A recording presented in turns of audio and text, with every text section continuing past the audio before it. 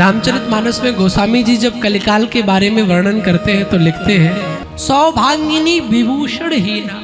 जो सुहागन स्त्री है ना, एक सुहागन स्त्री को कैसे रहना चाहिए गोस्वामी जी वर्णन करते हैं।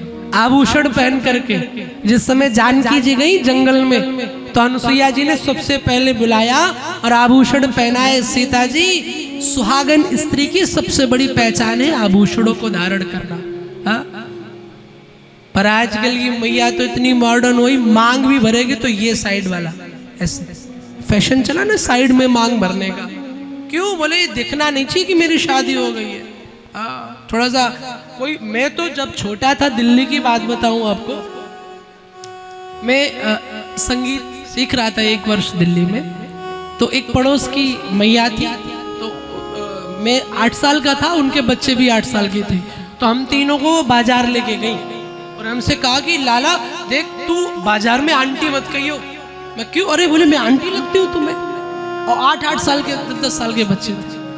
आज हमारी मानसिकता कितनी गिरी हो गई है। स्त्री का सबसे बड़ा गहना उसकी लज्जा होनी चाहिए, और आज वो गायब हो गया है समाज से। पूर्ण रूपेण मांग भर के एक सुहागन स्त्री को रहना चाहिए, पर आजकल वो साइड वाला, साइड में भरते हैं लोग। विधवन के श्रृंगार नवीना। आजकल महिलाओं से ज्यादा, सुहागन स्त्रियों से ज्यादा कन्याएं श्रृंगार कर रही हैं। शास्त्र में वर्जित है। शास्त्र में तो ये लिखा है सुहागन स्त्री को बाल भी नहीं कटवाने चाहिए। पर ठीक है, वी आर मॉडर्न, तो मैं कह भी नहीं सकता कि आप भाई, हम बोले हम तो महाराज मॉडर्न लोग हैं। अब क्या मैं कमेंट करूं? और मेरे एक करने से होगा भी क्या? आप सुन सकते हो, आप भी पीछे कहोगे कौन सा महाराज शर्मा जी लेके आ गए, ये तो बाल के ऊपर भी टिप्पणी कर रहे हैं। नहीं नहीं प्यारे, ये कलयुग के लक्षण है। सुहागन स्त्री का जीवन लज्जा से है। सुहागन स्त्री तब सुहागन है जब उसके जीवन में आचरण शुद्ध है। गुरु शिष्य की परंपरा खत्म हो गई। आजकल गुरु गुरु जैसे नहीं रहे। हाँ, अब तो ऐसे गुरु हो गए, बाबा खड़े बाजार में, चेला मंत्र ले, स्वर्ग जाओ या नरक में, हमें दक्षिणा दो। बड़ी बड़ी लाइनें लगती, फॉर्म भरे जाते गुरु दक्षिण दीक्षा के लिए। गुरु दीक्षा लेनी है तो लाइन में लग के फॉर्म भरो, फिर उसके बाद गुरु जी के पास जाओ, फिर उनका एक पीए तुम्हें सामान की लिस्ट थमाएगा, इतनी बड़ी वाली, ये लेके आना है तब गुरु जी गुरु दीक्षा देंगे। अरे राम राम राम, कैसा समय आ गया है।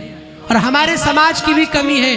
कोई सच्चा साधु आ जाए, सच्चा संत आ जाए, हम उसे पूछते नहीं हैं। अगर गली में कोई साधु आ गया, हमें 5 रुपए देने में शर्म आती है। और यदि कोई बड़ी फॉर्च्यूनर में आ गया तो हम लाखों रुपए, अरे महाराज बड़े वाले महाराज। हाँ, क्यों? बोले इनका, अरे इनकी पहचान तो मंत्री जी से है।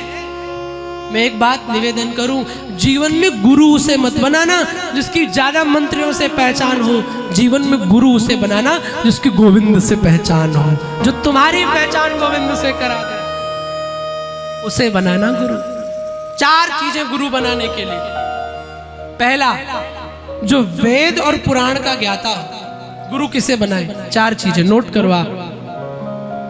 जो वेद और पुराण का ज्ञाता हो, जो धर्म से जुड़ी हुई आपकी हर शंका दूर कर सके। पता चले कि बड़ी मंच वाले महाराज बना लिए, अब एक साल बात करने को तरस रहे। अब गुरुजी उधर बिजी, अब तुम क्या करो? नाम के चक्कर में बना तो लिया, लेकिन मन में कोई प्रश्न पूछने को आया तो कोई है ही नहीं कोई गुरु। आपकी धर्म की प्रत्येक शंका दूर करे। दूसरा विषय, जो परमात्मा की भक्ति मन, वचन और कर्म से करता हो। भक्ति 3 प्रकार से होती है, एक वचन से, वाणी से, एक कर्म से भी भक्ति, और मन से। जो तीनों प्रकार से भक्ति करे उसको गुरु बनाओ। और तीसरा, जो समदृष्टा हो। समदृष्टा कैसे? अरबपति चेला आ जाए उसको भी वही आसन, और थोड़ा सा गरीब चेला आ जाए उसको भी वही आसन। पर आजकल जो गरीब शिष्य है उनसे बोल दिया जाता है, भाई हाँ गुरु सेवा करो, जाओ आश्रम में झाड़ू लगाओ। और बड़का वाले जिनके जो बड़ा लिफाफा देते हैं चेक काट करके, उनको अंदर एसी में बिठाया जाता है। नाचे ना, जो सबको बराबर रखे। और तीसरा, जो वेदांत के कर्म स्वयं करता हो, जो स्वयं वेदों के वचनों पर चलता हो। और चौथा, जो केवल सेवा करवाता न हो, सेवा करता भी हो, ऐसा गुरु बनाओ। केवल दान लेने वाला नहीं, केवल दान देने वाला भी होना चाहिए। तो गुरु तो ऐसा ही होना चाहिए, धर्म को जो लेके चले। पर आजकल सेवा करवाने वाले इतने ज्यादा, करने वाले कुछ। मुझे एक दृष्टांत याद आ गया, सुना दूं। एक गुरुजी थे तो चेला से बड़ी सेवा करवावे, पैर दबावे खूब। तो रात में चेला के पैर दबावे और पूछे, बेटा तुम कितने भाई हो? बोले हम 4 भाई हैं। अब गुरुजी सो गए, चेला चरण दबा रहा। अब जैसे सोचा उसने गुरुजी सो गए तो चल दिया। अब जैसे चला तो फिर आँख खुल गई, बेटा तुम कितने भाई हो? बोले गुरुजी 4। फिर दबाने लग गया, फिर आधा घंटा दबाया, फिर जैसे छोड़ा फिर तुरंत आँख खुली, गुरुजी बेटा तुम कितने भाई हो? चेले ने कहा गुरुजी अभी तक 4 थे, अगर ऐसे ही रात बीती तो 3 बचेंगे। जय श्री कृष्ण। तो गुरु ऐसा हो जो सेवा करता भी हो और दोनों चीजें होनी चाहिए, ऐसा गुरु बनाओ। कुछ चीजों पर दिमाग से नहीं, दिल से निर्णय लिया करो। कुछ चीजों पर कागजी ज्ञान भूल जाया करो। कुछ चीजों पर अपने हृदय का विचार किया करो, क्या मेरे जीवन में इसका मार्गदर्शन अच्छा हो सकता है कि नहीं?